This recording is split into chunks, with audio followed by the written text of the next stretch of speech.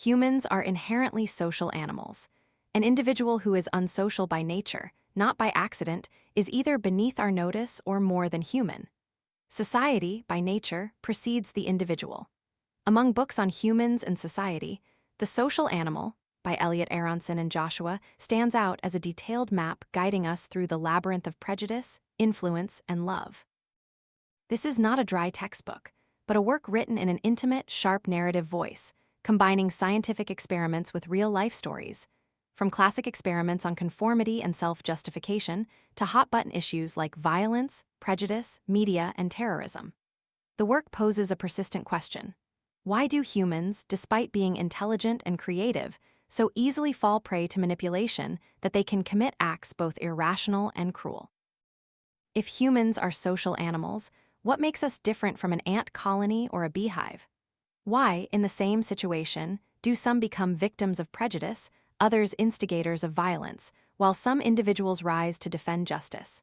And most importantly, in a world saturated with influence, can we truly be free in our thoughts and actions? Now, let's begin summarizing this book together. Chapter 1. What is social psychology? Aristotle was the first to call humans social creatures. He was right. But the question is, what does that truly mean? Many other species also live in groups, from ants and bees to apes. So what makes humans special, and what makes the study of this species' social psychology a unique science? I dedicated my entire life to the work of a social psychologist, even before I knew the field existed. As a Jewish boy growing up in the 1940s in a poor working-class town in Massachusetts, I quickly became curious why Catholic children mocked me with anti-Semitic remarks, sometimes even beating me. My son, Joshua, also wondered as a child why some students excelled in class, while others were stifled by fierce competition and strict discipline. Those painful experiences drove both my son and me to seek answers in this field, a discipline that provides a scientific perspective on human social life, and more importantly, helps us find ways to improve it. There are many definitions of social psychology, but before offering the definition I believe is most fitting, let's look at a few examples. A college student named Sam was watching a female candidate for the Senate speak on television with some friends. Sam was impressed, believing she was more sincere than her male opponent. But after the speech, a friend in the group immediately called her a hypocrite. Others agreed. Sam became confused and finally mumbled, "Maybe she wasn't as sincere as I thought." 10-year-old girl ate Wise cereal every morning, simply because she saw a picture of swimmer Mark on the box. She believed his athletic success was linked to eating that cereal. A shop owner in Montana had never met a Muslim in his life, but was certain they were disloyal, un-American, and potentially even terrorists. A high school student named Charlie had just moved to a new city. He used to be well-liked, but here he wasn't. Although his new friends were polite, they weren't friendly at all. Charlie felt lonely, insecure, and self-conscious. At lunch, he sat with two girls. One was intelligent, open, and captivating. The girl Charlie had been dreaming of, the other was more ordinary. Yet, instead of talking to the girl of his dreams, Charlie chose to converse with the other, as a way to protect himself from potential rejection. On December 4, 2016, Edgar, a 28-year-old from North Carolina, brought a gun to a famous pizza restaurant in Washington, D.C., and fired 3 shots. No one was injured. Edgar stated that he had read online rumors that the restaurant was holding trafficked children for sexual exploitation and wanted to investigate himself. Although he found nothing, he still believed in the conspiracy theory that circulated during the election season. A second-grade girl named Kay wrote that her favorite subject was math. A year later, when asked what subject she hated most, she wrote math. In just 1 year, from an enthusiastic student, Kay became someone who feared mathematics. On April 20, 1999, gunshots echoed through Columbine High School. 2 students, armed with weapons and explosives, killed a teacher and several classmates before taking their own lives. Afterward, a series of other school shootings followed, turning the unimaginable into a haunting reality for American society. Steve, a college senior, was usually a cautious driver, but when friends were in the car, he became reckless. Instead of braking at a yellow light, he would often speed up to get through. In 1939, Oskar, a German businessman, joined the Nazi Party, intending to profit from Jewish forced labor. But then he changed, using his factory to save over 1,000 lives. This story, told in Schindler's List **, moved my son after watching the film to break his usual rule and give all the money he had left in his pocket to a beggar. A 33-year-old American man who once dreamed of becoming a rapper suddenly joined ISIS and died in the Middle East. Friends remembered him as a kind, cheerful person. Thousands of other young Westerners also abandoned their families to become jihadists. When I was in elementary school, I had a black friend named George Woods. George often felt inferior due to societal prejudices.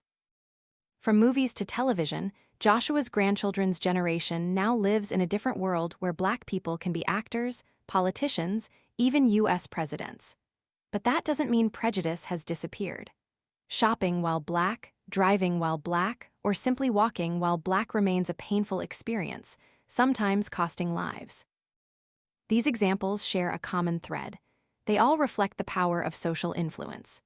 The definition I propose: social psychology is the scientific study of the influence of the real, imagined, or implied presence of others on our thoughts, feelings, beliefs, and behavior, as well as how we, in turn, affect them. Let's revisit the previous examples. Friends' opinions influenced Sam's assessment of the candidate. The image of the Olympic athlete made the little girl eat Wise cereal. The Montana shop owner absorbed prejudice against Muslims from his social environment. Steve drove more recklessly because friends were with him. Kay's love for math turned into fear due to her learning environment. Charlie chose to talk to the less attractive girl out of fear of rejection. School massacres, or those joining ISIS, all stem from social pressures and enticements.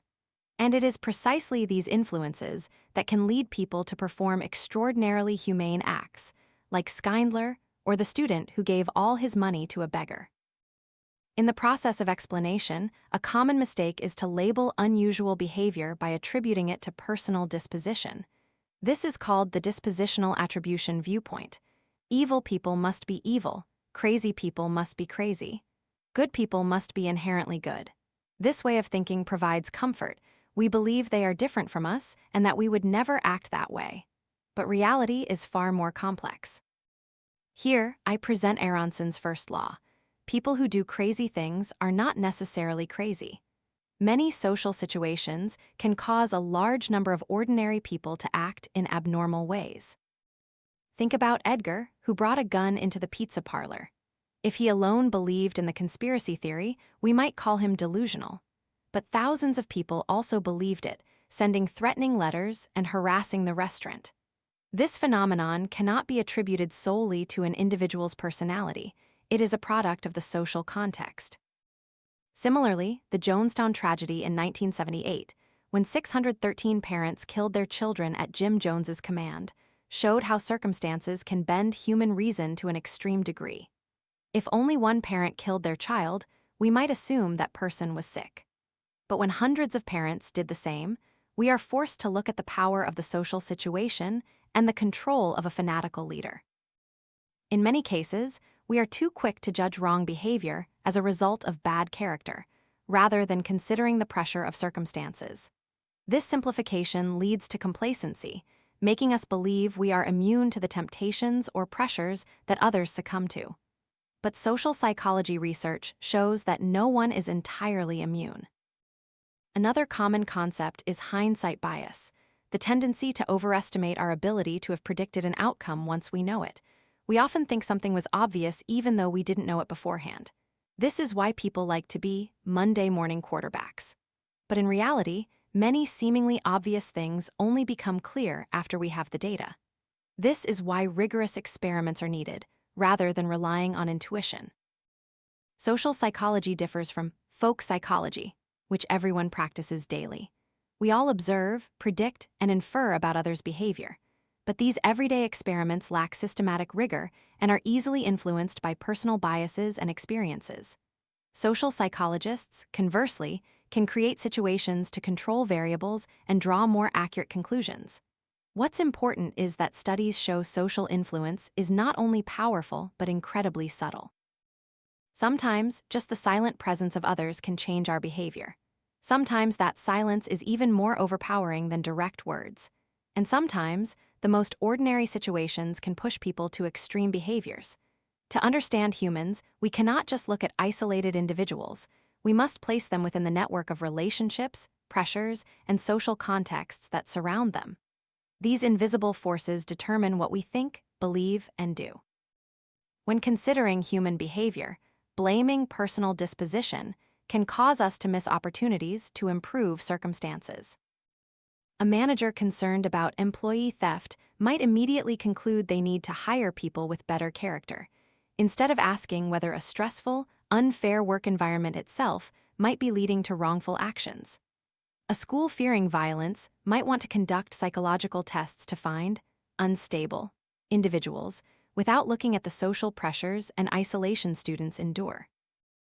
This narrow viewpoint is both ineffective and dangerous because it makes us confident that we are fundamentally different and will never fall.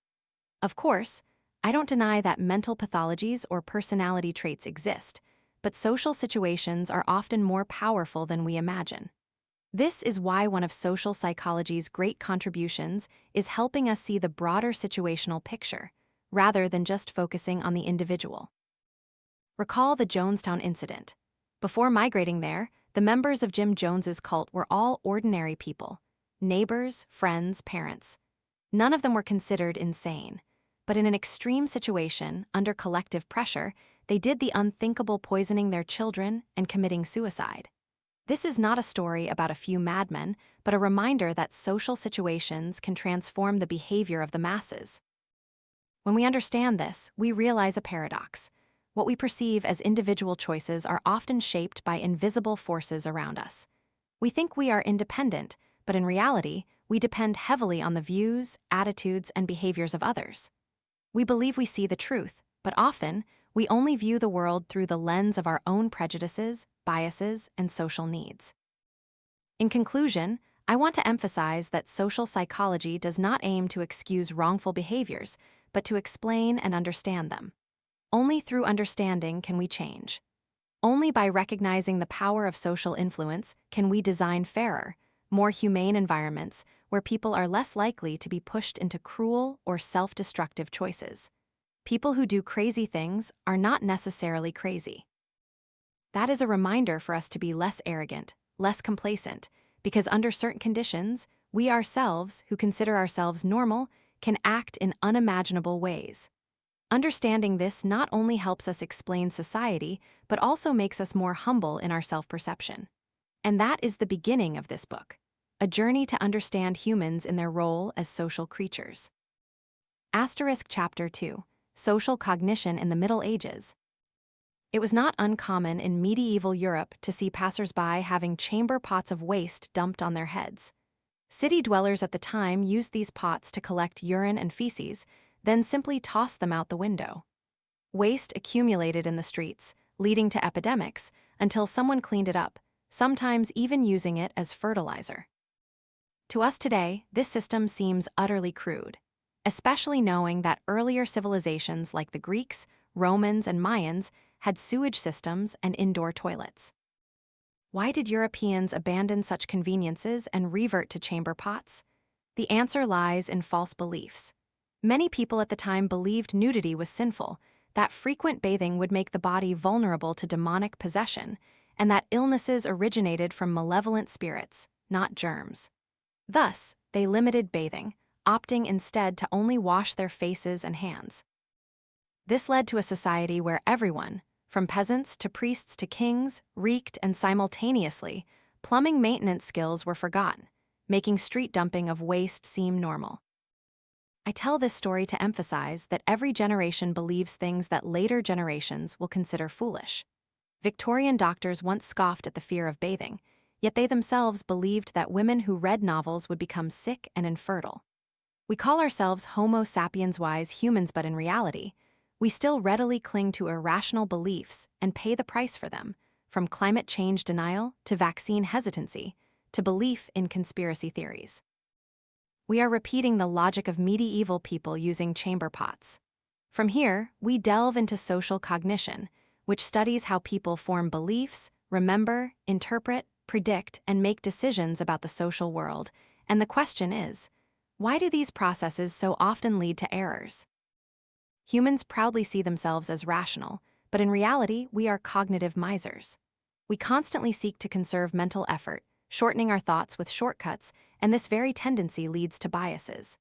Jeremy Bentham once believed that humans make decisions by calculating happiness, weighing pros and cons, and choosing the option that yields the most benefit. But in real life, few people have enough information and time to perform such calculations. We have only limited data, distorted by advertising, scanty experience, and must simultaneously juggle dozens of other decisions. Therefore, we opt for a good enough solution based on intuition or simple rules. This very efficiency is the source of systematic errors. The human brain also operates according to the technological metaphors of each era. Plato envisioned the mind as a charioteer, pulled by a horse of reason and a horse of desire. In the age of telegraphy, the brain was likened to a wiring system. In the computer age, it's seen as a processor with limited capacity or operating system errors. But all metaphors have limits. The brain doesn't just store data. It also feels, worries, loves, and envies things machines cannot do. An older metaphor is tabula rasa, John Locke's blank slate. He believed we are born empty, entirely shaped by experience. 20th century behaviorism went even further. John Watson asserted that he could turn any child into a doctor, lawyer, beggar, or thief purely through reward and punishment. But modern research shows that human nature is not entirely malleable. Identical twins, even when separated, share many similarities, from habits to political views. 3-month-old infants already possess rudimentary moral intuition, knowing to choose a kind doll over a mean one in such experiments. The mind resembles a pre-existing sketch that experience colors rather than a blank sheet of paper. An evolutionary perspective illuminates this. The human brain is programmed for survival in small hunter-gatherer groups. Robin Dunbar discovered that the size of the neocortex is directly proportional to the size of social groups in humans. The optimal number is around 150 stable relationships, also known as Dunbar's number. Exceeding this, groups tend to fracture. This explains why, even with thousands of online friends, the number of people we truly deeply interact with remains limited. Living in groups offers benefits, sharing food, protecting each other. But it also demands the ability to track who is trustworthy and who might betray. The human brain is thus designed both to harmonize within a group and to be vigilant and competitive with outsiders. This is the root of tribal tendencies. We connect and cooperate with us, but easily become prejudiced and hostile towards them. This very tendency once helped our ancestors survive, but also sowed the seeds of division, violence, and war in the modern world. Within this evolutionary structure, the brain develops cognitive biases, innate distortions that save energy but lead to illusions. One of these is the bias blind spot. We always believe we are more objective than others when observing our own behavior. We know our circumstances and easily find justifications. But when we look at others, we lack context, making it easy to label them as hypocritical, stupid, or lazy. This trap makes us harsh on others but lenient with ourselves. Coupled with this is naive realism. We believe that our way of seeing things is reality. Anyone who disagrees must surely be ignorant, selfish, or evil. This absolute conviction of "I am right" has fueled countless historical tragedies, from political conflicts to ethnic hatred. Among the most powerful distortions, confirmation bias is central. We seek, remember, and trust information that confirms our existing beliefs, while ignoring contradictory data. The experiment by Mark Snyder and William Swan clearly demonstrates this. Students told they would meet an extrovert asked questions like, "What do you do to liven up a party?" leading the subject to appear extroverted. Conversely, when told they would meet an introvert, they asked, "What difficulties do you face in crowded places?" And naturally, the answers confirmed their initial assumption. In this way, the same person can be perceived as introverted or extroverted merely through the lens of bias. Furthermore, humans suffer from egocentric bias. We always place ourselves at the center of the universe. This is why, in group studies, we remember our own contributions more clearly than our friends, or, when we have a flaw, we believe the whole world notices. Thomas Jailovich's experiment proves this. Students wearing a t-shirt with Marilyn Monroe's picture entered a crowded room. Afterward, they estimated that half the people noticed the shirt, but in reality, only 20% did. This is called the spotlight effect, the illusion that everyone's eyes are always on us. Conversely, there's also the illusion that we are invisible to others. Another experiment showed that people sitting and waiting with a stranger believed they observed the other person more than the other person observed them. This is the cloak of invisibility, the false belief that we notice others more than they notice us. Egocentric bias also leads to a famous phenomenon, the Barnum effect. When given vague descriptions like, "You are sometimes reserved in social situations, but also decisive at times," most people exclaim, "That's exactly me." This is why astrology, fortune-telling, or pop psychology quizzes seem accurate. In reality, they are just general descriptions applicable to anyone, but because we are always focused on ourselves, we find them particularly true for us. The brain also harbors another dangerous characteristic, negativity bias. Humans react more strongly to threats than to rewards. We spot an angry face in a crowd faster than a happy one. A boss's criticism haunts us longer than praise. Bad news spreads faster than good news. Evolutionarily, this makes sense. Vigilance against danger helped our ancestors survive. The consequence is that we fall into loss aversion. The pain of losing $50 is stronger than the joy of gaining $50. In an experiment, homeowners were advised on how to save electricity through insulation. When told they would save X dollars annually, few complied. But when told they were losing X dollars annually by not insulating, the agreement rate doubled. Loss always carries more psychological weight than gain. Nevertheless, the fact that bad is stronger than good does not mean we are powerless. We can actively counteract this tendency by forming habits of seeking positive things, cultivating gratitude, and performing acts of kindness. In doing so, we balance the pessimistic inclination that our brains default to. Another way to understand how we think is to divide the cognitive process into two systems. System 1 is fast, intuitive, low-effort automatic processing, occurring in parallel. It helps us recognize familiar faces, avoid an oncoming car, and read without conscious effort. Most of our daily behaviors come from this system. System 2 is slow, effortful, controlled processing, occurring sequentially. We use it when learning a foreign language, solving complex math problems, or weighing political choices. This system can correct errors made by the automatic system, but the cost is energy depletion. It's prone to fatigue and difficult to sustain long-term. Many people believe they can text, listen to a lecture, and browse social media simultaneously, but that's just the illusion of multitasking. In reality, the brain cannot simultaneously process two tasks that require controlled attention. It merely switches back and forth very quickly, and the price is that both tasks are performed less effectively. Research shows that people who claim to be good multitaskers are often less focused than those who don't even attempt to multitask. These two systems rarely operate completely separately. Most of the time, automatic processing guides us, and controlled processing only intervenes when a situation is novel or problematic. This is useful in daily life. We can't weigh every small action. But at the same time, it also makes us prone to biases, as we often accept initial intuitions rather than scrutinizing them. This division also explains why we often experience internal conflict. One part wants to eat cake, the other wants to stay in shape. One part wants to save, the other loves to shop. These are the results of the two systems vying for control of our behavior. From all this evidence, it's clear that humans are not perfectly rational beings. We are cognitive misers. Mental shortcuts are chosen by the brain to save effort, and this very laziness creates a host of biases. In prehistoric times, this made sense. Quickly judging danger or safety helped our ancestors survive. But in today's complex world, these same biases cause harm, from social prejudice and fake news to erroneous financial decisions. Social psychology helps us clearly see this mechanism to understand how the brain operates. We can be more humble about our objectivity and more careful in judging others. Above all, we can learn how to design environments, policies, and education to compensate for these inherent biases.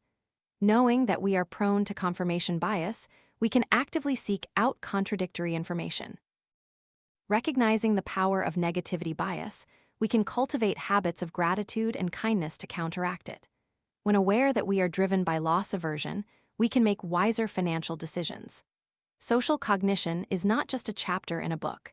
It's a reminder that every thought, feeling, and decision we make is embedded in a network of biases and shortcuts. And only by understanding can we have the chance to overcome our own limitations. Chapter 3, Self-Justification. On May 20, 2002, a commercial jet collided with a cargo plane over Germany, killing 71 people, including 52 children. This tragedy occurred due to a series of errors by air traffic controllers. When investigated, those involved did not admit they had made mistakes. Instead, they offered a multitude of reasons to mitigate their responsibility. They weren't exactly lying, but they also weren't looking straight at the truth. It is in such situations that we clearly see the power of self-justification, the mechanism people use to protect a positive image of themselves. I myself witnessed a peculiar phenomenon. A man was sentenced to death for murder, while subsequent evidence suggested he might be innocent. The judges and prosecutors in the case, instead of admitting error, tried every means to uphold the verdict, citing weak evidence or secondary arguments to justify their decision.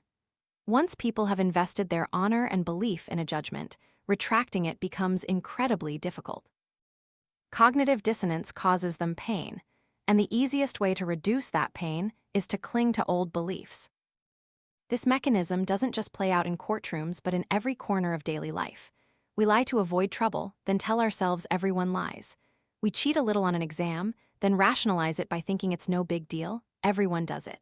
We buy an expensive item, then convince ourselves it was truly necessary. In this way, we soothe the gap between our behavior and our beliefs.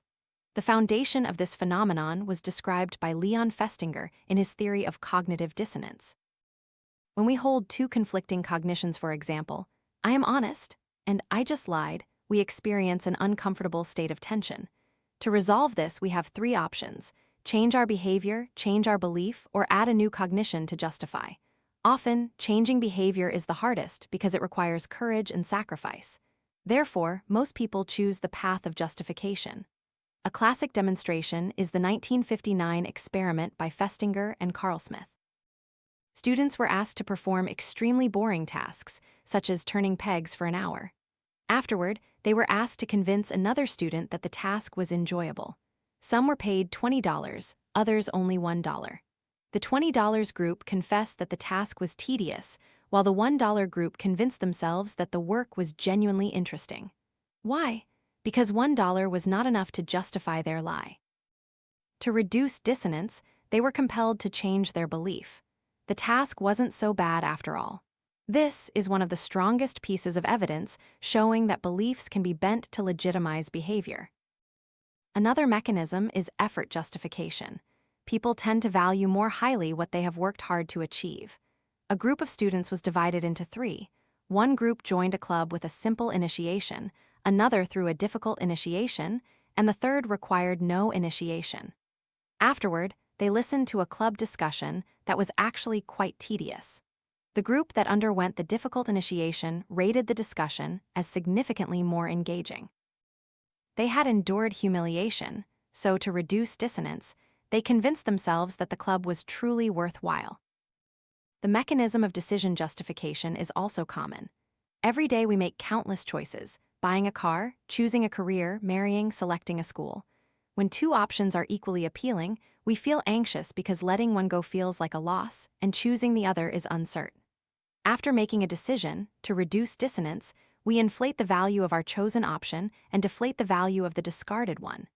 This phenomenon is called the spreading of alternatives effect. Thus, someone who buys a Honda will perceive it as safe and economical, while dismissing a Toyota as boring.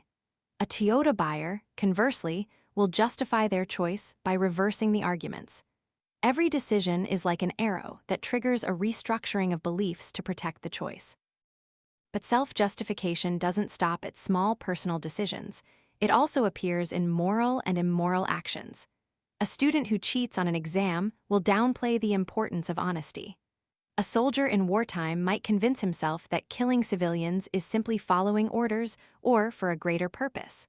Once a small boundary is crossed, people tend to go further. In many other studies, this phenomenon recurs.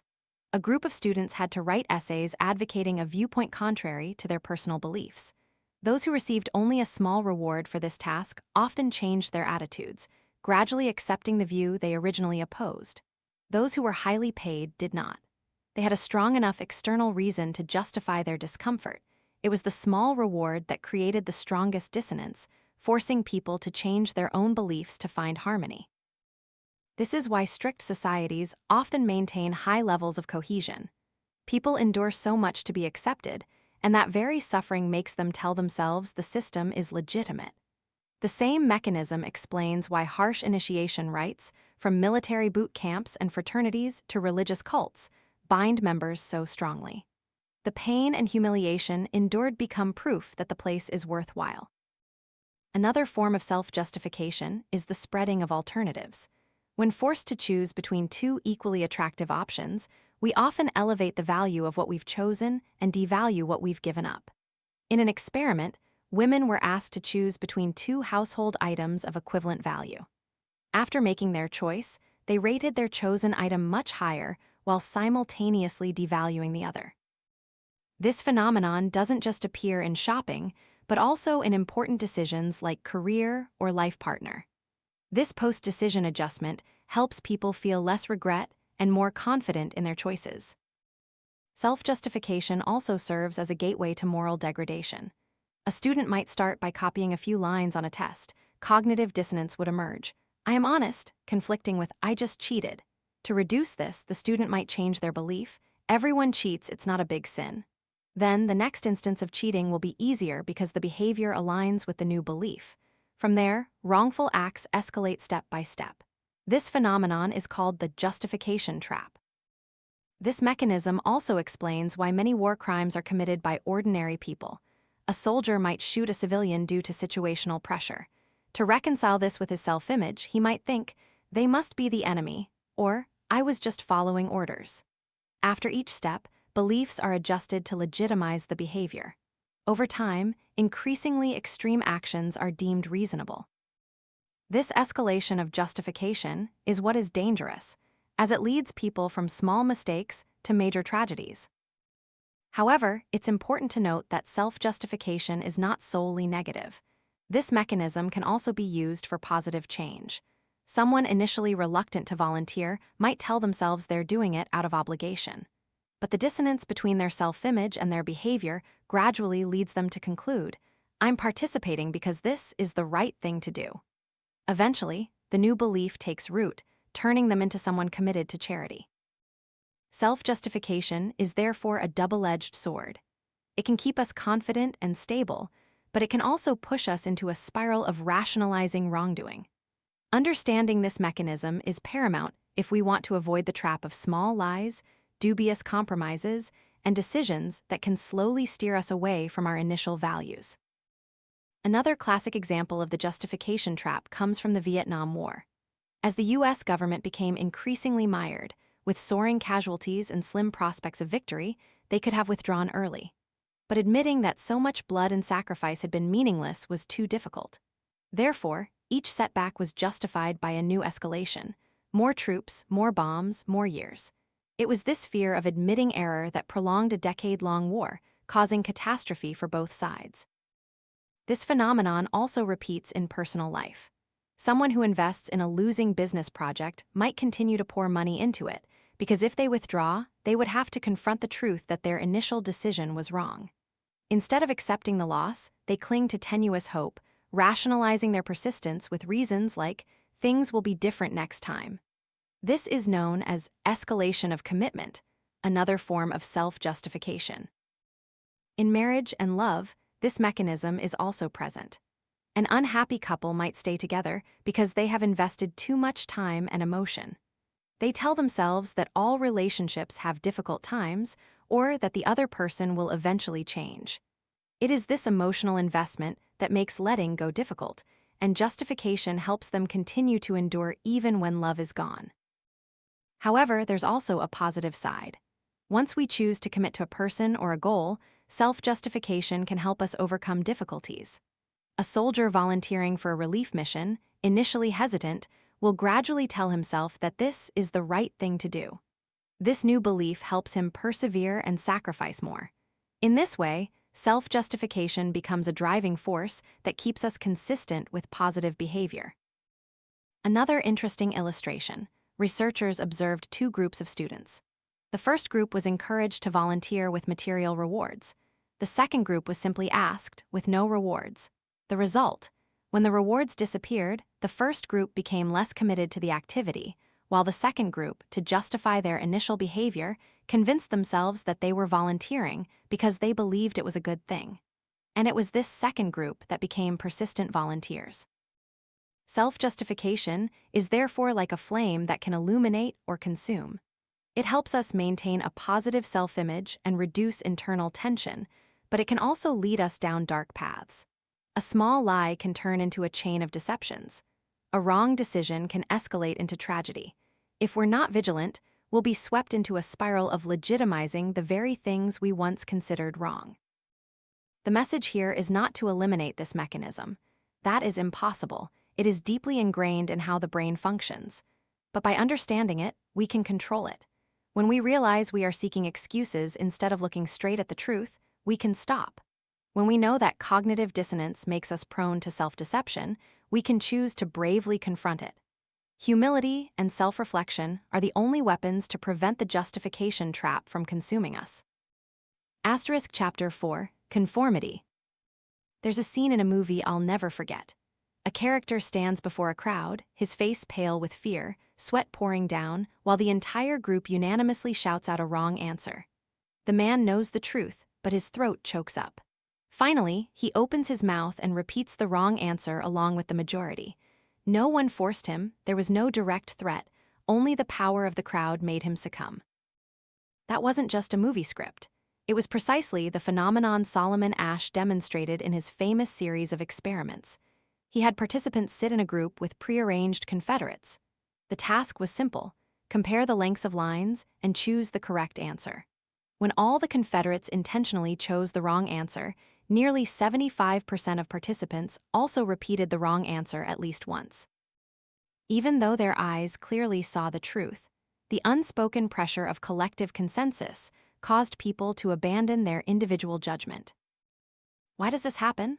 Partly due to normative influence. People fear isolation and want to be accepted. When the majority takes a stand, the feeling of being separated becomes so painful that we sacrifice truth to maintain harmony. Another part is informational influence.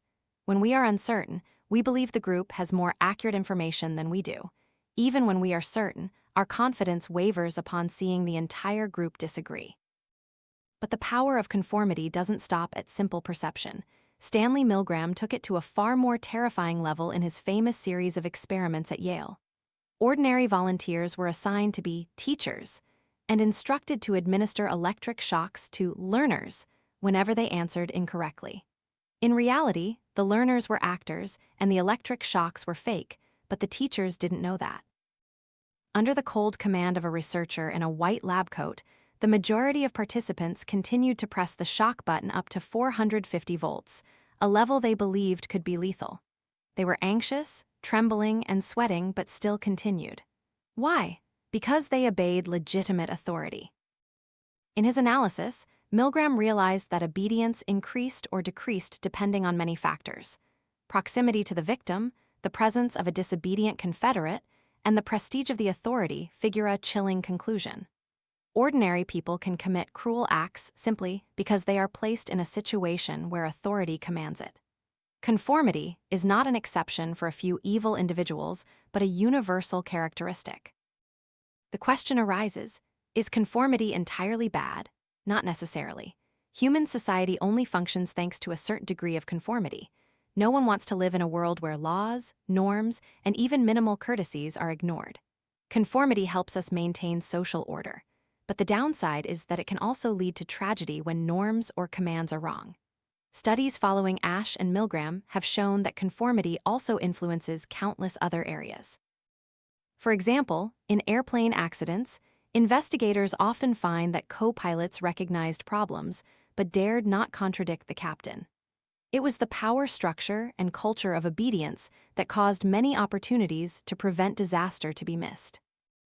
Researchers have identified two main types of social influence that lead to conformity. First is normative influence. We follow the group to be accepted to avoid isolation. Second is informational influence. When a situation is ambiguous, we rely on others to define reality. In the dark, upon hearing a strange noise, we are more likely to trust the majority's explanation than our own senses. Interestingly, with just one ally, the power of conformity is significantly reduced. In a variation of the Ash experiment, if another person in the group gave the correct answer, the percentage of participants who dared to stick to their own judgment skyrocketed. The presence of someone breaking the consensus acts like a life raft, allowing individuals to resist pressure. This explains why dictatorships always fear and suppress dissenting minorities. Just one different voice is enough to shake the power of the entire crowd. Conformity not only shapes daily behavior, but also explains the spread of fake news, prejudice, and collective violence. When a prejudice is widely accepted, many people repeat it simply to conform to the norm, even without evidence. For example, historically, when Marlowe and Shakespeare wrote about Jews as greedy, cowardly people, it didn't stem from personal experience. They were simply conforming to existing societal stereotypes. Modern experiments also show that incidental exposure to prejudice can change attitudes. When participants read court transcripts and overheard a racist remark about a black defense lawyer, they rated the lawyer and his client lower than a group who heard a non-racially charged comment. Just a fleeting remark was enough to activate conformity to prejudice norms. At times, social norms are so powerful they can divide entire lives. Research in a coal mining town in West Virginia during legal segregation showed that underground white and black miners cooperated, treating each other like brothers. But once above ground, they reverted to two separate communities, conforming to the societal norms.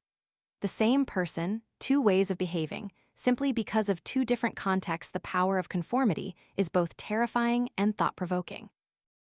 It can perpetuate prejudice and injustice, but it can also explain positive change.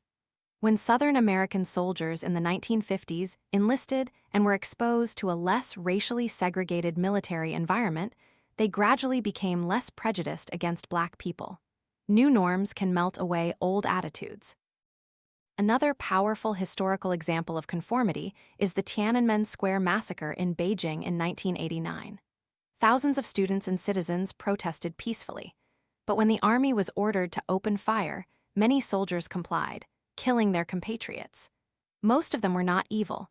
They were young men who believed military duty demanded obedience. It's a painful testament to how obedience to authority can lead to such brutal acts. But also in history, we see the opposite. Individuals who dared to disobey, such as Rosa Parks, who refused to give up her bus seat to a white person in Montgomery in 1955, thus creating a new norm.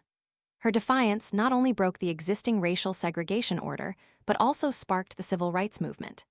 Therefore, it's crucial to emphasize that conformity itself is neither good nor bad. Its value depends on the norms people are adhering to. Social psychologists point out that norms can change rapidly when social conditions shift. In an experiment, participants were placed in a situation where they saw a stranger pick up trash and put it in a bin. They then tended to follow suit, keeping the environment cleaner. But if the stranger littered carelessly, the likelihood of them also littering increased. An individual's behavior can suggest a social norm and influence the collective. Another illustration: at an airport, when signs requesting cleanliness were posted, most people disposed of trash properly, significantly reducing litter. This message harnessed positive normative influence. People want to follow what they believe the majority is doing. Conversely, if the sign focused solely on how much people were littering, the result was counterproductive because it inadvertently legitimized negative behavior. Research on conformity gives us a complex picture. Humans are easily swayed by the majority, yet also capable of changing the majority through the actions of a courageous minority. Just one ally speaking up significantly reduces the pressure of consensus. Just one different example can form a new norm. It's crucial to understand that conformity is a normal human trait, not a sign of weakness or stupidity. But precisely because it's so common, it serves both as a foundation for cooperation and as fertile ground for collective tragedies. Our task is not to eliminate conformity, but to guide it toward righteous norms. We need societies where people adhere to fair, humane rules and simultaneously know when to question authority or the majority when they deviate from what is right. At that point, the immense power of conformity will become a force to protect dignity and life, rather than threaten them. Chapter 5. Mass Communication, Propaganda, and Persuasion. Every day, you are besieged by people trying to sell you a product, a trip, an idea, convince you they are right, make you angry about an injustice, frighten you with an external threat, or tempt you to do what they want. Advertisements intersperse what you read online, pop up in page margins, on every bill, precede most TV programs, and are plastered at gas stations, ATMs, and on benches. Amidst the upheavals of modern life, nothing changes as fast as technology and how we use it for entertainment, communication, mutual influence, and how others influence us through television, computers, phones, and other mass media. Therefore, here I outline the current landscape of mass media and its influence on recipients, then delve into persuasion. When a message from one person changes another's opinion, attitude, or behavior, that's persuasion. But what makes persuasion effective? The message itself varies, and how it varies determines its efficacy. I look at 5 important dimensions: reason versus emotion. Should it appeal to the listener's logic or stir emotions? Vivid personal examples versus statistical evidence, linked to a powerful experience or built on irrefutable data. Identity congruence. Does the message resonate with their identity and how they see themselves? One-sided versus two-sided arguments, only presenting our view or also presenting opposing views and then refuting them. And discrepancy of opinion. How does the message's effectiveness relate to the gap between the audience's initial opinion and the stance the message advocates for reason and emotion? Political life offers many cautionary tales. Emotionally charged warnings, especially those evoking fear, often triumph over clear statistical data. In a town where I once lived, the community voted on adding fluoride to the tap water to combat tooth decay. The pro-fluoride side presented rational messages. Dentists cited evidence of fluoride's effectiveness and affirmed its safety. The opposition distributed flyers with a picture of a grotesque rat and the caption, "Don't let them put rat poison in your drinking water." The referendum failed miserably. This story isn't a controlled experiment. It doesn't absolutely prove that emotional appeals are superior. But along with other data, it forces us to seriously re-examine the intuition that logic always wins. Next is the power of vivid personal examples versus statistics. Most of us are more deeply swayed by a specific story than by reams of data.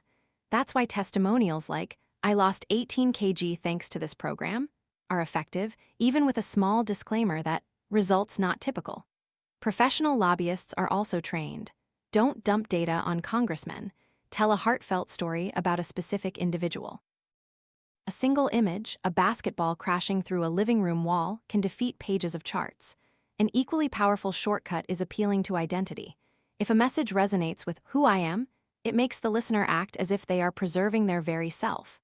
An excellent example, Texas's campaign to reduce litter. Instead of "Don't litter" signs, the Texas Department of Transportation created the slogan that directly hit proud Texans' identity: "Don't mess with Texas." As a result, litter on Texas highways decreased by approximately 72% between 1986 and 1990. Research also shows that simply changing the question from "Is it important for you to vote?" to "Is it important for you to be a voter?" increases voter turnout, or asking children who wants to be a helper is more effective than who wants to help. Even the warning, "Don't be a cheater," leads to less cheating than "Don't cheat." When an action is framed as part of one's identity, it becomes more enduring than an impulsive act. What about fear appeals? When are they effective and when do they backfire? Experiments show that moderate fear helps people process well in the moment. But if there's time to think and act, a message that genuinely frightens us can motivate stronger action, provided it comes with concrete instructions and optimism for coping with the danger. For example, a tetanus vaccination campaign at a university had two conditions: one with just instructions, where and when to make an appointment, and another with instructions plus high fear, describing the gruesome consequences of not getting vaccinated. The result was that the group with high fear plus instructions had 28% get vaccinated, while the other group only had 3%. With smoking cessation, threatening about the dangers of nicotine increases the intention to quit, but without specific methods to quit, behavior doesn't change. Conversely, teaching methods without evoking fear is also less effective. The most effective approach combines fear with specific instructions. Months later, this group smoked less, but the dose of fear had to be right.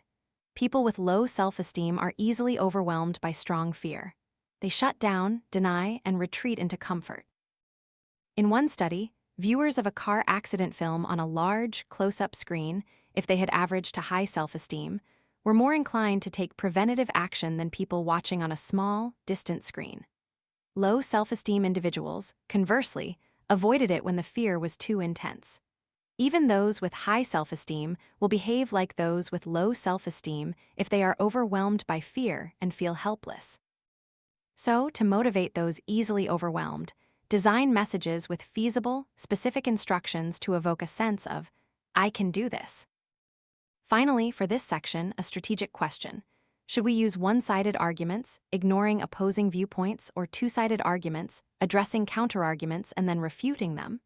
If the other side is mentioned, the audience might perceive the speaker as objective and trustworthy.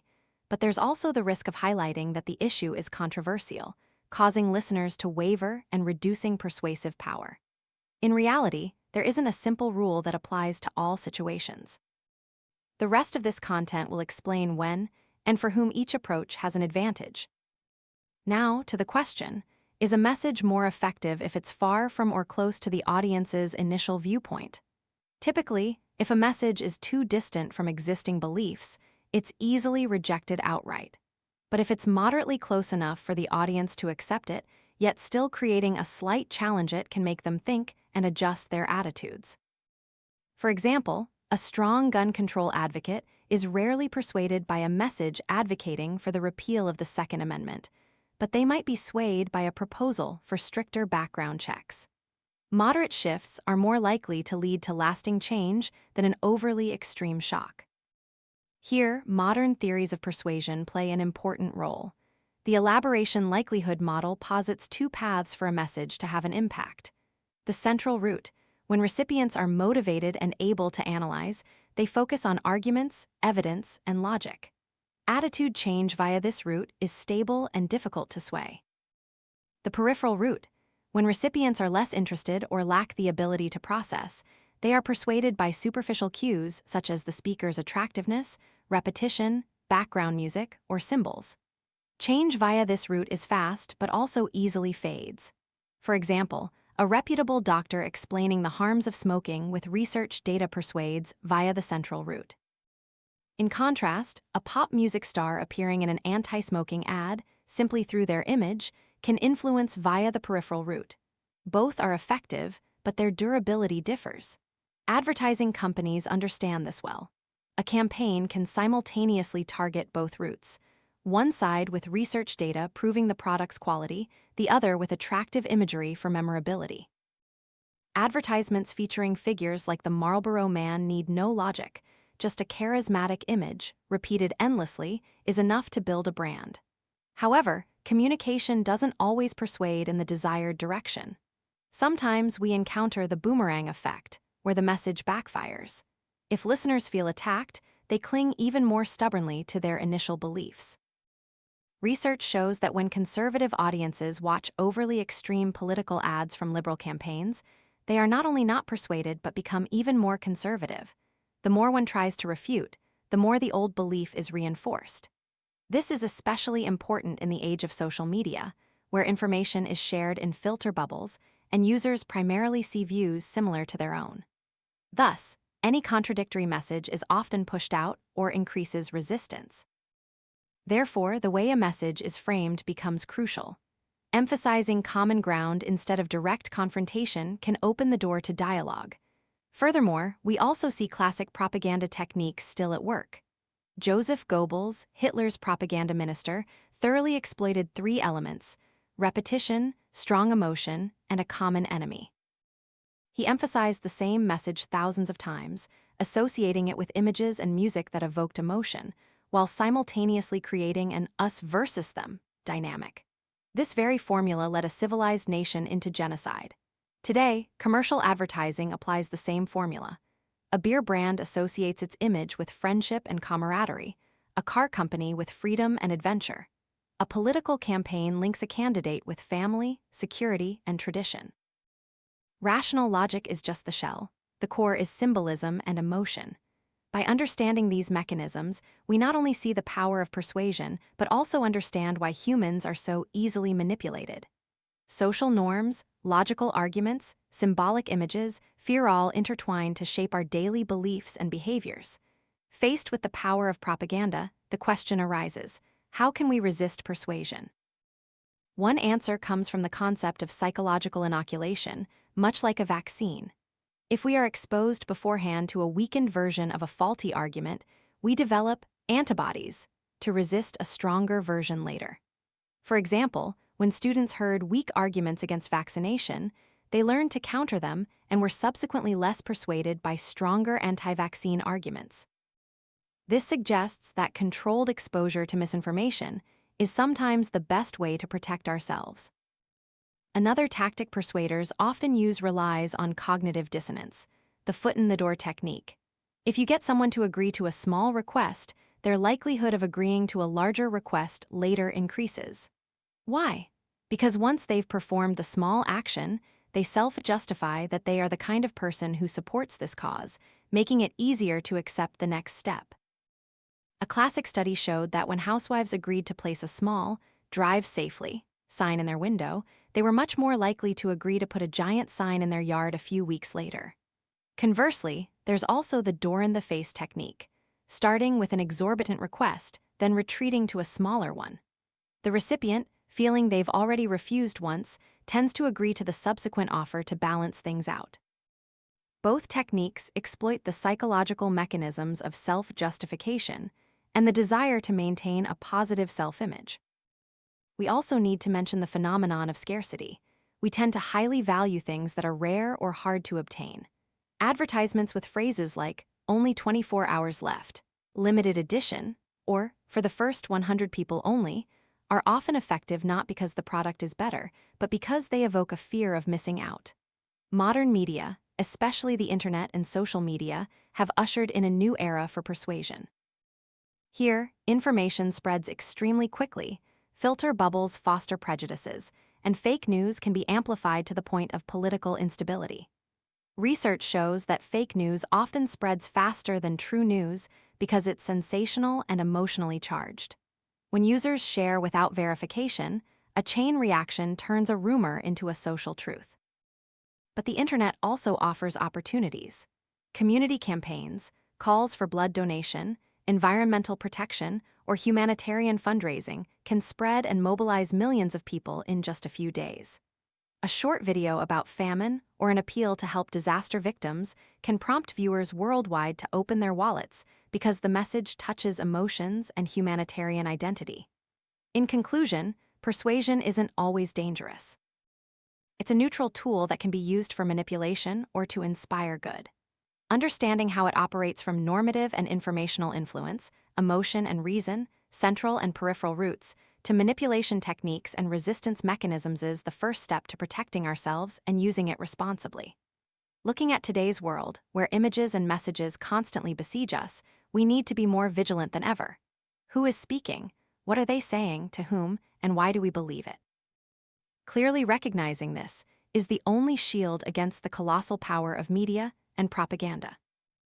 Chapter 6, Human Aggression.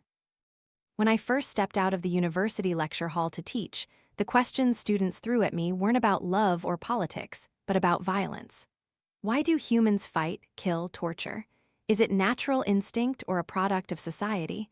Are we born with aggression in our blood, or do we learn it through life? That is the central question of this section. First, it's important to clarify that aggression is defined as intentional behavior aimed at causing harm to another person. Intent is the defining boundary. A drunk driver who causes a fatal accident, if without intent, is not classified as aggressive behavior. But if someone smashes a beer bottle over another's head to cause pain, that is aggression. And aggression can be physical or psychological. From ancient times, two extreme viewpoints existed. Thomas Hobbes believed humans were inherently selfish and aggressive, so society needed strong laws to restrain them. Jean-Jacques Rousseau, conversely, believed humans were born good, and civilization itself corrupted them. Sigmund Freud went further, suggesting that humans harbor two instincts, eros and thanatos, constantly battling within. Thus, aggression is unavoidable. But modern research shows that human nature is not so simple. It's true that humans possess biological components related to aggression, but culture and life experience shape how violence is expressed. It's not destiny, but a potential activated or restrained by circumstances. Evidence from animals is highly informative. A classic experiment: kittens raised from birth with young rats. When grown, many of these cats did not hunt those rats, even though their predatory instinct still existed. Conversely, rats raised in isolation from birth, never having learned aggression, still knew to attack their territory when another entered. This shows that aggression is partly innate and partly learned from the environment. Comparing our close relatives further clarifies this. Chimpanzees are famous for group attacks, killing males from other troops to seize territory and food. Meanwhile, bonobos, equally close to humans, resolve tension through sex and grooming, with almost no collective violence. Two sibling species, two different evolutionary strategies, demonstrate that human nature also holds multiple possibilities. Aggression, or peace and culture, and context will determine which prevails. Cultural factors are evident in what's called a culture of honor. In societies where the economy is tied to herding, where property is easily stolen, losing cattle means losing one's entire livelihood, people develop a norm. They must be ready to retaliate fiercely against any insult. An experiment at the University of Michigan showed that Southern male students, when deliberately insulted by a stranger in a hallway, experienced higher cortisol and testosterone levels, blushed, and were more ready to retaliate strongly than Northern students. This difference didn't come from genes, but from cultural norms. Sociological statistics also support this. Southern and Western U.S. states, where a culture of honor is deeply ingrained, have significantly higher rates of homicide due to personal motives than Northern states. This is also linked to bringing guns to schools and higher rates of domestic violence in the same country. But different cultural norms create different aggressive behaviors. Gender and hormones are also part of the story. Males constitute the overwhelming majority in serious violent crimes, from murder to armed robbery. A frequently mentioned factor is testosterone. High testosterone levels often accompany competitive, aggressive behavior. But this relationship is not one way. Aggressive behavior can also increase testosterone. More importantly, the evidence is mainly correlational, meaning testosterone doesn't directly cause violence. Gender differences are also magnified or reduced by culture. In some societies, both girls and boys are encouraged to compete, leading to smaller gaps. In other societies, girls are taught to be docile, so the differences appear larger. Thus, gender provides a foundation, but social norms dictate how it is expressed. But aggression isn't just about punches and bloodshed, it also takes more subtle forms. This is called relational aggression, actions aimed at harming others through slander, isolation, spreading rumors, or undermining reputation. Children, especially girls, often exhibit this form clearly. Don't play with her anymore. Don't invite her. In the modern world, the internet has made this type of aggression more widespread than ever. Cyberbullying can silently destroy a teenager's spirit, leaving consequences no less severe than physical violence. Situational factors also play a strong role. First is alcohol, which reduces inhibitions and distorts how we process social information. Many people, after drinking, easily misinterpret remarks as insults and then react aggressively. Notably, there's also the think-drink effect. If people believe they are drinking alcohol, they can become more aggressive, even if what they're consuming is a soft drink. Expectations can also trigger behavior. Pain, discomfort, hunger, heat all can ignite violence. Experiments show that people are more prone to anger and aggression when in a hot room. U.S. criminal statistics also show that on hot days, especially during heat waves, violent crime increases. Baseball illustrates this too. When temperatures rise, the probability of a pitcher intentionally throwing at an opposing batter also increases. In stifling traffic jams, angry honking and rude gestures also erupt more easily. Social exclusion is another source of aggression. When a person is isolated, ignored by friends, that painful feeling can lead to aggressive behavior. Research shows that social pain shares many similarities with physical pain in the brain. A child excluded from a game might immediately choose to disrupt or provoke those who excluded them. Many school violence incidents stem from rejection and humiliation. There's also the weapons effect. Experiments show that simply seeing a gun in a room makes participants more likely to choose harsher punishments when angry. That is, the mere presence of an object symbolizing violence is enough to evoke aggression.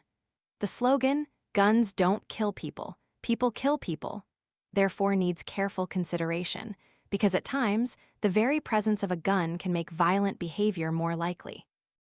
Furthermore, anonymity and de-individuation also make people more aggressive. When we believe we are difficult to identify, personal responsibility decreases, and the likelihood of causing harm increases. Crowds are a typical environment. An individual might throw stones, vandalize, or shout violently when among hundreds of people, something they would never do alone. The internet, with its anonymity, also contributes to this form of aggression. Dissatisfaction and relative deprivation are also important. When people perceive a vast gap between their expectations and reality, they easily become angry. It's not just absolute poverty that leads to riots, but precisely when a group believes it deserves more but is denied. Sometimes, betrayed hope is even more dangerous than chronic deprivation. Unfulfilled promises and shattered expectations can ignite waves of violence. The psychological mechanism also includes a special form, displacement of aggression. When the cause of frustration is too great or vague, people easily find a visible, vulnerable, or disliked target to vent their anger. Many communities have become victims in this way: immigrants, religious minorities, or other ethnic groups. The level of violence against scapegoats depends on social norms. If society permits it, it easily escalates into tragedy. If society prevents it, it is contained. An increasingly concerning source of influence is violent media, from films and television to video games. Research shows that exposure to violent scenes can increase aggressive thoughts, hostile emotions, and violent behavior. In an experiment, children who watched a film where a character was rewarded for hitting others subsequently created more aggressive actions when playing. Video games make this even more pronounced when players must shoot and kill to win, especially when such actions are rewarded, increasing aggression levels. Of course, watching a violent scene doesn't immediately turn someone into a criminal. But long-term tracking shows that children who frequently watch violence on TV tend to be more aggressive as adults. The reason isn't just imitation, but also desensitization. When confronted repeatedly with bloodshed and killing, people become less emotionally responsive, less empathetic, and more readily accept violence as normal. When a teenager witnesses a fight in real life, if they are accustomed to similar images on screen, they might not intervene or even cheer it on. The combination of heat, alcohol, weapons, social exclusion, and violent media creates an environment prone to explosion. Added to this are cultural sexual scripts, vague expectation models about seduction, about no meaning yes, and yes meaning no, which have led to a specific form of aggression: sexual assault. Today, rape is clearly defined based on lack of consent. Most cases do not occur in dark alleys with strangers, but among acquaintances, sometimes in dating or drinking contexts. The ambiguity in sexual scripts leads many men to self-justify that they did nothing wrong, when in fact they coerced. When we look broadly, aggression is not a predetermined sentence. There are many ways to mitigate it. Punishment can be effective in some contexts, but rarely comprehensive. If not certain and immediate, punishment often only increases resentment. Instead, rewarding and reinforcing nonviolent behavior is far more effective. Children who are praised and encouraged to resolve conflicts through words and cooperation often gradually reduce aggressive behavior. Nonviolent role modeling is also a powerful tool. Children look to adults and friends and learn how to behave. When parents, teachers, and celebrities choose reconciliation, listening, and sharing instead of hitting or insulting, they sow new patterns. Coupled with this is building empathy. When we truly put ourselves in another's shoes, aggression struggles to take root. Empathy skill-building programs in schools have shown promising results. Students bully less, and violence decreases. Another means is mindfulness and self-control. Research shows that people who practice meditation, deep breathing, or emotional management techniques often react less aggressively when provoked. They learn to observe their anger rather than immediately acting on it. Therefore, aggression is not destiny, but a potential activated or restrained by culture, circumstances, and individual choice. We carry within us both the potential for aggression and the potential for compassion. The question is, which part will society, education, and media nurture? Chapter 7, Prejudice. When a 6-year-old black girl walked into a formerly all-white school in New Orleans in 1960, the crowd outside screamed in rage, threw objects, and demanded her death. That scene is etched in my mind, an innocent child facing such intense hatred simply because of her skin color. Why can people despise each other so fiercely, based solely on their group affiliation? That is the core of the concept of prejudice. Prejudice is understood as a hostile or negative attitude toward a group of people based solely on their membership in that group. It has 3 components: emotion, stereotypical beliefs, rigid generalizations, and a behavioral predisposition leading to discrimination. A familiar example, believing that all Jewish people are greedy or all women are weak. That's a stereotype. When feelings of hatred intertwine, it becomes prejudice.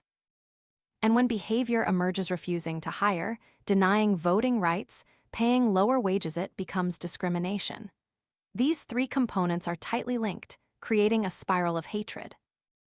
Racial prejudice is perhaps the most researched form in America.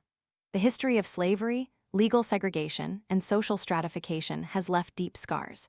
Recent surveys show that many people still hold implicit biases that they themselves are not consciously aware of. In implicit association tests, many people respond faster when pairing black with bad than with black and good, indicating that subconscious associations persist even when they claim not to be prejudiced. Gender prejudice is equally common. Women are often associated with images of weakness and nurturing, while men are linked to strength and rationality. As a result, women have fewer opportunities for advancement, are paid less, and are excluded from traditionally male professions. Simultaneously, prejudice also pressures men, forcing them to be strong, not to be weak, and not to express emotions. Both genders are victims of stereotypes. Additionally, there is prejudice against other minority groups: homosexuals, transgender individuals, obese people, the elderly, religious minorities. Any difference can become an excuse for labeling. The origins of prejudice are diverse. Partially, it stems from socioeconomic competition. When one group sees another competing for resources and jobs, hostility easily arises. Another part comes from psychological mechanisms. People enhance their self-esteem by comparing themselves to outgroups, in-group, out-group. Viewing one's own group as superior leads us to devalue other groups. Relative deprivation theory explains this. One doesn't need to be absolutely poor. Merely feeling unfairly treated compared to another group is enough to incite resentment. Classic experiments clearly demonstrate this. The Robbers Cave experiment, conducted by Musée for Sheriff, divided children into 2 groups at a summer camp for sports competitions with prizes. After just a few days, the 2 groups developed hostility, prejudice, and violence, calling each other derogatory names, raiding cabins, and throwing rocks. All this stemmed solely from an arbitrary division. When he created common goals, for instance, working together to push a broken-down truck, hostility decreased, and cooperation emerged. Jane Elliott's other experiment with elementary school students was equally haunting. She divided the class by eye color. Today, blue-eyed children are better, smarter. Brown-eyed children are inferior. Within hours, the blue-eyed children became arrogant and dismissive, while the brown-eyed children became self-conscious and performed worse academically. The next day, when the roles were reversed, the situation repeated itself. Just a simple declaration from a teacher was enough to create discrimination and inferiority complexes. Prejudice is not innate, but can be easily sown and maintained. And once formed, it tends to self-reinforce. One of the mechanisms that makes prejudice so persistent is stereotyping. Once we've assigned a common characteristic to a group, we easily overlook the diversity and complexity within that group. Stereotypes are like cognitive shortcuts, fast and convenient, but full of inaccuracies. They make us see an individual as representative of the entire collective. A black young man committing a crime might be seen as proof that black people are dangerous, while millions of other honest black people are erased from the picture. Along with this is confirmation bias. Once we believe a group is lazy, we pay special attention to cases that fit that belief, while overlooking instances of diligence. Our memories are also distorted. We easily recall information that confirms our prejudices more than information that refutes them. In this way, prejudice sustains itself over time, even when objective evidence contradicts it. Furthermore, there's in-group favoritism. We tend to favor our own group, rate in-group members highly, and be harsh on out-groups. This doesn't require a real reason. A random division is enough. In a series of experiments, children were randomly divided into blue and red groups. Immediately afterward, they began to like their own group more and disparage the other, even though there were no real differences. The impact of prejudice doesn't stop at attitudes. It profoundly affects behavior, leading to discrimination in hiring, salaries, and educational opportunities, leaving long-lasting consequences. But what's even scarier is the self-fulfilling prophecy effect. When a group is consistently treated poorly, they struggle to succeed. And that very failure is then used by bigots as proof that their prejudice was correct. For example, if teachers believe that poor children are less intelligent, they might unconsciously give them less attention and lower expectations. As a result, the poor students actually perform worse, and the prejudice is confirmed. In reality, it's not because the children are less capable, but because low expectations have held them back. There's also the phenomenon of stereotype threat. When a person is aware that their group is associated with a negative stereotype, that pressure can actually diminish their performance. Experiments show that when women are reminded that women are often considered worse at math than men, they perform significantly worse on math tests compared to when they are not reminded. Just a mere suggestion is enough to turn a prejudice into a temporary reality. This not only harms individuals but also reinforces society's mistaken beliefs. All these mechanisms cause prejudice to persist like a vicious cycle. It doesn't need proof, it generates its own proof. And what's dangerous is that many prejudices operate at an unconscious level. Those holding prejudices may not even realize it. They might assert, "I'm not prejudiced," but in small decisions, they still inadvertently show bias. Nevertheless, there are ways to reduce prejudice. The classic theory is the contact hypothesis, a simple idea. Contact between groups can reduce prejudice. However, not all contact is effective. Necessary conditions include equal status, common goals, cooperation instead of competition, and support from law or institutions. When these conditions are met, contact can strongly change attitudes. The Robbers Cave experiment clearly showed that only after creating major superordinate goals that the two groups of children had to cooperate on did hostility dissipate. The common goal reshaped their relationship from enemies to teammates. In the U.S. military, the policy forcing white and black soldiers to live, eat, and fight together in the same units also reduced prejudice because they shared duties and had equal status. Field studies further reinforce the strength of the contact hypothesis. In schools implementing desegregated learning programs, white and black children working in groups and playing sports together showed significantly reduced prejudice. In the U.S. military, where black and white soldiers fought, ate, and slept side by side, surveys showed a much stronger reduction in prejudice compared to civilians. Clearly, cooperation for common goals under conditions of equality, supported by institutions, is key to breaking down prejudice. However, mere contact is sometimes not enough. If contact occurs in a context of inequality or competition, it can increase prejudice. For example, if two ethnic groups attend the same school but one group is considered inferior, discrimination can deepen. Therefore, equal status is core. Besides contact, there are other approaches. Education can help people recognize the absurdity of prejudice. When students understand the mechanisms of stereotyping and confirmation bias, they are less likely to fall into unconscious traps. Mass media also plays a large role. Diverse, positive images of minority groups can challenge old stereotypes. Films, advertisements, and works of art that offer a more humane perspective help society gradually change. Yet, deeply ingrained prejudice often doesn't easily dissipate with reason alone. People usually don't change simply because they are proven wrong. Change comes from direct experience, from working together, sharing goals, or from personal moments that transcend stereotypes. A white man might not believe in racial equality until his black comrade saves his life on the battlefield. A man with gender prejudice might change when he witnesses his daughter excel in science. Prejudice, though dangerous, is also a part of human psychology. The need to categorize, simplify the world, and enhance one's self-esteem through comparison. But by understanding its mechanisms, we can be vigilant and resist it. It is crucial to build new social norms in which discrimination is considered unacceptable. When society agrees that everyone is equal, the power of norms will push individuals out of the cycle of prejudice. Finally, it's important to remember that prejudice not only harms the victim, but also impoverishes society as a whole. It prevents us from seeing and harnessing the potential of marginalized individuals. It creates division, erodes cooperation, and fosters hatred. If we want a strong, creative, humane community, we must constantly ask, is any prejudice clouding our eyes, and what will we do to dismantle it? Chapter 8, Liking, Loving, and Connection. If you ask what humans desire most, the answer isn't just food, water, or safety. There's a deeper need: social connection. We are social creatures who exist through our relationships with others.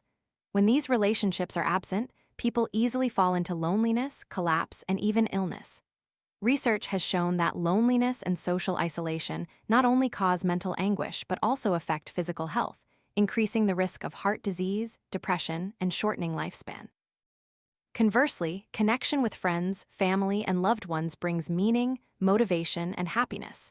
Therefore, to understand humans, we must understand why we like, love, and bond. The first question: why do we like some people and not others? A powerful factor is proximity. Those who are physically near us often become friends, partners, or lovers, not because they are special, but because opportunities for contact make us easily acquainted and more likely to develop affection. A famous experiment in a university dormitory showed that students living close to each other in the hallway were more likely to become friends than those living further apart, simply because they encountered each other more often. Brief conversations, polite smiles all accumulate into familiarity. This leads us to an important concept: the mere exposure effect. Just by encountering someone multiple times, we tend to like them more. Even without deep interaction, familiarity brings a sense of security and comfort. In advertising, repeating a brand's image also aims to leverage this mechanism, but proximity alone is not enough. Similarity is the powerful factor in friendship and love. We often befriend those who share common values, beliefs, interests, or lifestyles. There's a common saying: birds of a feather flock together. Empirical data supports this. Stable couples often share more similarities than differences. While sometimes we are attracted to novelty, for maintaining long-term relationships, similarity plays a crucial role. However, a paradox still exists. Sometimes complementarity can be attractive. An extrovert might feel comfortable with an introvert. A decisive person might harmonize with someone more yielding. Nevertheless, studies show that similarity has a more stable influence than complementarity. Differences might be exciting at first, but in the long run, they can easily lead to conflict. Another undeniable factor is physical attractiveness. From the very first glance, appearance plays a strong role in whether we want to interact, befriend, or fall in love. Interestingly, standards of beauty often have broad consensus across many cultures. Symmetrical faces, healthy features, clear skin, harmonious body proportions. Evolutionary theorists explain that we are attracted to cues associated with health and fertility. But attractiveness isn't solely instinctual. Society also reinforces the advantages of beautiful people. Attractive individuals are often ascribed many additional positive qualities: intelligence, kindness, competence simply because of their looks. This is the halo effect. In many experiments, the same essay received higher marks if it was accompanied by a photo of an attractive person. Appearance becomes a passport opening doors of opportunity. However, attractiveness is not entirely fixed. As we get to know someone over time, their personality and behavior can make them more or less attractive in our eyes.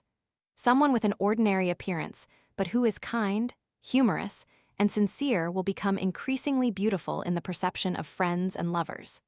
Conversely, a beautiful person who is arrogant and selfish will soon lose their allure. The leap from liking to loving is a crucial step. Psychologists distinguish two main types: passionate love and companionate love. Passionate love comes with intense longing, obsession, and a craving for physical and emotional closeness. It often flares up quickly but can also fade easily. Companionate love, meanwhile, is based on intimacy, commitment, and stable attachment, usually emerging after the initial passion subsides. Some scholars describe love using Sternberg's triangular model. Its three components are passion, intimacy, and commitment. When combined differently, they create various forms of love: friendship, infatuation, empty love, marriage without passion or intimacy, and ideally consummate love, which possesses all three. Researchers delve deeper into why we fall in love. The answer lies in a combination of psychological and biological factors. When in love, the brain releases dopamine and oxytocin, creating feelings of euphoria, attachment, and deep joy. Brain scans show that when people look at photos of their loved ones, reward-related brain regions light up, similar to reactions to delicious food or drugs. This explains why love can be addictive. We crave the other person's presence like a stimulant. But love isn't just chemistry, it also reflects an evolutionary strategy. Pair bonding and cooperative childrearing helped humanity survive. Human children require many years to mature, and the cooperation of both parents is a crucial advantage for survival. Thus, the brain is programmed to promote long-term attachment. An important factor in love is equity. Research shows that happy relationships are typically those where both partners feel their contributions and receipts are balanced. When one person feels they are giving more than they receive, or vice versa, tension and dissatisfaction arise. Equity doesn't necessarily mean an exact 50-50 split, but rather a feeling that each party's contributions are valued and balanced in a reasonable way. Nevertheless, love is not immune to conflict. The question is, how do couples resolve disputes? Research indicates that couples who communicate openly, avoid contempt, eschew violence, and listen actively are more likely to maintain happiness. Conversely, if conflicts are handled with contempt, defensiveness, aggression, or cold silence, the relationship often quickly collapses. John Gottman, a marriage researcher, can even predict divorce with high accuracy simply by observing how couples argue. Beyond romantic love, friendship is also a powerful form of connection. Friends provide emotional support, helping us cope with difficulties and share joys, much like love. Friendship is built on proximity, similarity, and trust. Without friends, people easily fall into loneliness, a state considered toxic for both mental and physical health. Loneliness is proof of the importance of social connection. Isolated individuals often experience anxiety, depression, and weakened immune systems.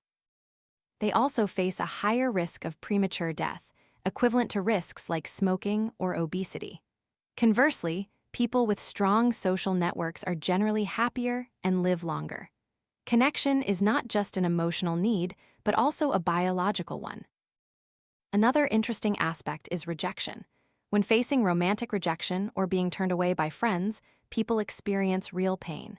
The same brain regions that process physical pain are also activated when we experience social pain.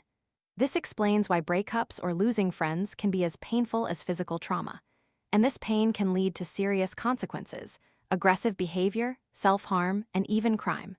Nevertheless, connection is not always easy to achieve. In the modern world, many people experience loneliness despite living amidst crowds.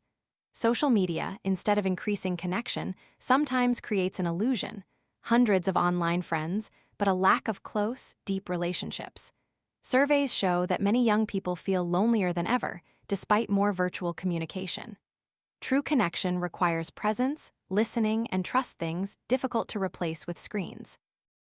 Research also indicates that social support not only helps us confront difficulties, but also boosts physical health. Surgical patients recover faster when loved ones are by their side. Elderly people with close friends are less likely to experience cognitive decline. In a crisis, simply having someone hold your hand and listen can make a huge difference. A noteworthy factor in connection is self-disclosure. When we share our thoughts, feelings, fears, and innermost dreams, we create intimacy. Deep relationships often develop from conversations that go beyond the superficial.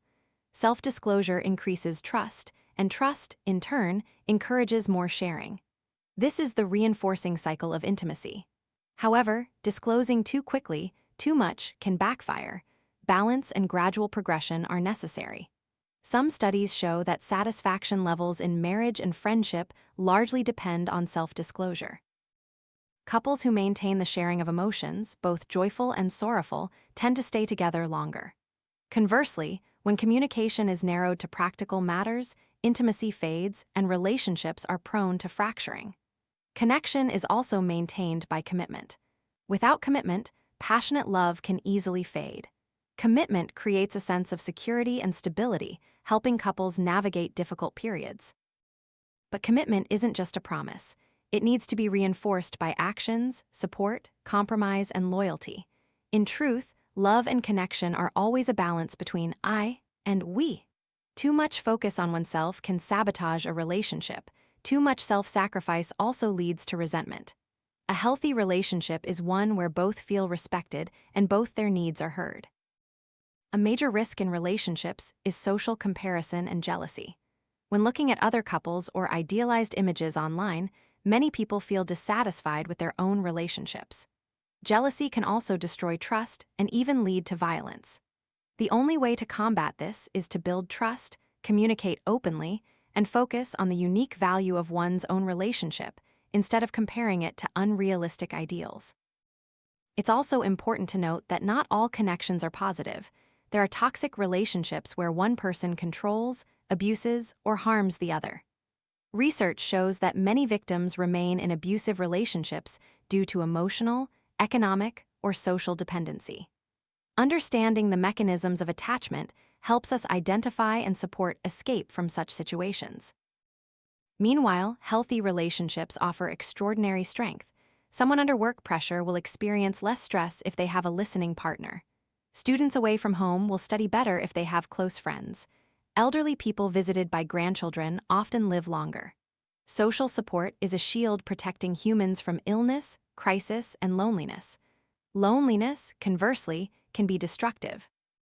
It's not just a temporary feeling of sadness, but a prolonged psychological state that makes people suspicious, distrustful of others, and inadvertently self-isolating. Moreover, this spiral deepens loneliness, leading to depression and health decline.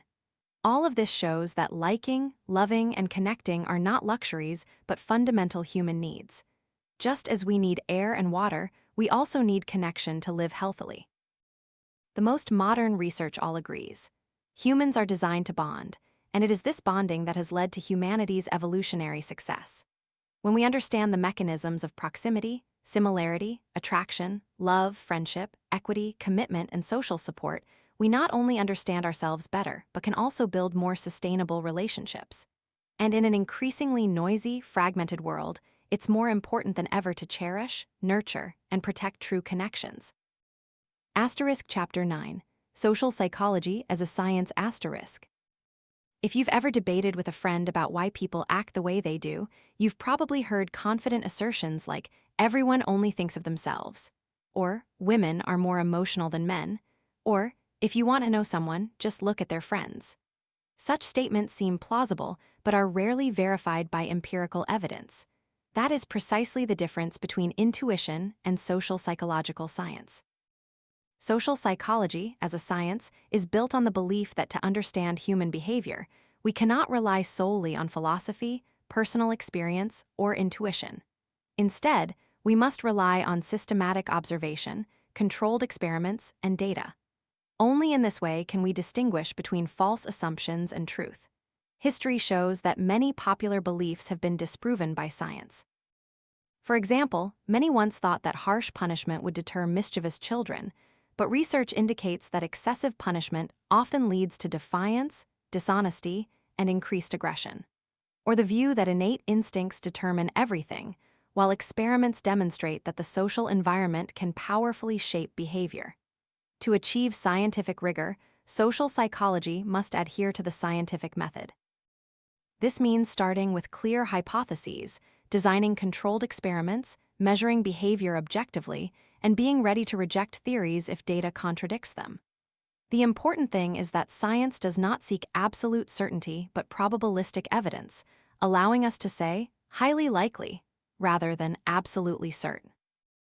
Some people complain that social psychology only studies the obvious, but what's called obvious is often only true after the event has occurred. This is the I knew it all along effect, or hindsight bias. For example, after reading about a riot, it's easy to say, that was inevitable, people were repressed for too long. But beforehand, no one accurately predicted when the riot would erupt. Scientific research helps us distinguish between what is truly evidence-based and what is merely post hoc speculation. Social psychologists often face a challenge: how to study human behavior in complex contexts while maintaining experimental control to draw reliable conclusions. One way is to bring situations into the laboratory, creating a simplified version that retains its essence. For instance, to study the influence of social norms, Solomon Asch designed experiments comparing line lengths in artificial situation, but sufficient to demonstrate the power of conformity. Another way is to observe in natural settings using semi-controlled methods. For example, studying helping behavior in large and small cities by staging situations where a stranger drops an item and counting who helps pick it up. Such studies provide a realistic view, complementing lab experiments. The core point is that social science is not always perfect, but it is far superior to relying on beliefs or anecdotes. It allows us to test, replicate, and gradually build knowledge. Thus, social psychology becomes a powerful tool for understanding and improving the human world. A crucial characteristic of social psychological science is its reliance on controlled experiments to isolate cause and effect. In daily life, we often see two events occur together and quickly conclude that one caused the other. For example, people notice that children who watch a lot of violent TV are more aggressive and immediately assume that violent TV causes aggression. But the reverse is also possible. Children who are already aggressive prefer watching violent programs. Only carefully designed experiments can help us differentiate. In an experiment, researchers actively change one variable while keeping everything else as similar as possible. If the group of children watching violent films genuinely shows more aggression than the group watching gentle films, we have evidence that the violence in the film itself contributed to the difference. This method, while not perfect, is far more powerful than anecdotal observations. Of course, social experiments have limitations for ethical reasons. We cannot place people in truly extreme or dangerous situations. Therefore, many studies must use artificial, simplified scenarios. This raises the question: do laboratory results reflect real-world reality? Scientists address this by replicating studies in various contexts both in the lab and in the field to bolster generalizability. Another challenge is measuring attitudes and emotions, things that cannot be directly observed. 2.